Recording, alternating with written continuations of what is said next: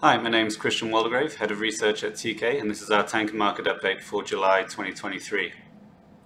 Now, looking back at Q2, it was once again another fantastic quarter for spot tanker rates. And that was primarily due to the situation with Russia and Ukraine, with very high levels of Russian crude oil exports, which are now going long haul. In fact, Russian crude oil exports increased into Q2, and in May they hit a 3-year high of 3.9 million barrels a day. And with 90% of those exports now moving to India and China, that really stretched the mid-sized tanker fleet and gave some volatility to spot rates. We also saw some pretty good levels of exports out of other key mid-sized loading regions, such as the US Gulf. We saw a very volatile US Gulf and Caribbean market during May. And at times some strong exports out of West Africa as well. And so, that tightness in the fleet, the stretching of the fleet, meant we saw a lot of volatility and, as I said, another strong quarter during Q2. Now, those rates into June and into early July have started to moderate, and that's really in line with normal summer market seasonality. The third quarter of the year is typically the weakest part of the year for spot tanker rates. And what we've also seen as well in the last few weeks is some lower supply from OPEC plus countries, particularly from Saudi Arabia and Russia, as they look to boost oil prices. And just to recap the sort of latest announcements from those countries, Saudi Arabia is cutting their production by 1 million barrels a day in July, and they recently announced that those cuts would be extended into August. And Russia also recently announced that they would cut their exports by 0.5 million barrels a day in August as well. So lower output from those OPEC plus countries and sort of normal summer seasonality, as I said, is moderating those rates into Q3. But I think it's important to put it into context. The rates that we're seeing right now, we're still well above the historical averages, with Suezmax and Aframax spot rates still averaging over $30,000 per day. So that shows that the market is still quite tight. And even as we move into the seasonal low point, that kind of floor of rates is much higher than in prior cycles. And it's also worth noting as well that the action that OPEC Plus is taking is starting to have the desired effect now. Oil prices have started to increase again at the start of July, and at the time of filming this video, Brent crude had just risen over $80 a barrel for the first time since early May. So as we look towards the second half of the year, I think with oil demand expected to rise and sort of constrained supply from OPEC plus, we do expect that inventories will start to fall through the second half of the year, and that'll give support to oil prices.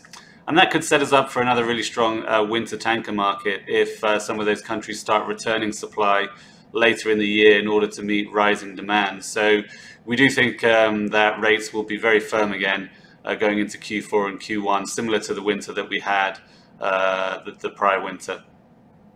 Now, looking even further ahead, we're still very positive on the longer term outlook for tankers, really due to the fleet supply fundamentals, which continue to look very positive. It's been well publicized that there has been an increase in new tanker orders since the start of the year, but I think that ordering needs to be put into context. We've had about just over 50 Aframax and LR2 orders since the start of the year, and about 25 Suezmax orders. And if you look at it in total, it's about 13 million deadweight of tanker orders in the first half of 2023. So if that pace was to continue for the rest of the year, we'd see about 26 to 27 million deadweight of orders, which is about the long-term average. That's about the average of pace of ordering over the last decade. However, the pace of orders has slowed down over the past few weeks, so we're not sure if that pace will be maintained through the second half of the year. Furthermore, the number of tankers on order is still dwarfed by the fleet of older ships, which is going to turn age 20 over the next few years.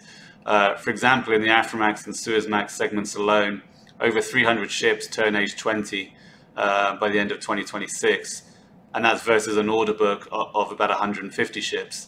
So the level of ordering we're seeing is still well below what is needed for just fleet replenishment over the next few years. And crucially, if we look at the order book, the size of the order book as a percentage of the size of the existing fleet is still very low in the tanker sector at below 5%. So to put that into context, in the container ship sector, it's about 30%, and in the LNG sector, it's about 50%. So we're still pretty convinced that we're going to have very low fleet growth over the next 3 years. We're forecasting about 2% fleet growth this year, and then virtually zero fleet growth in 2024 and 2025. And it's worth noting as well that the 2025 berths, we think, are now virtually sold out. So any new tanker orders placed now will be for 2026. So in sum, we are seeing that the market is moderating a little bit into Q3 here, but at a level which is much higher than prior cycles. And we do think the market will firm again going into the winter, and we'll have another strong winter. And we may remain very encouraged with the longer term fundamentals here, and we think the tanker market will remain strong for at least the next 2 to 3 years. So that's our tanker market update for July, and we'll speak to you again next month.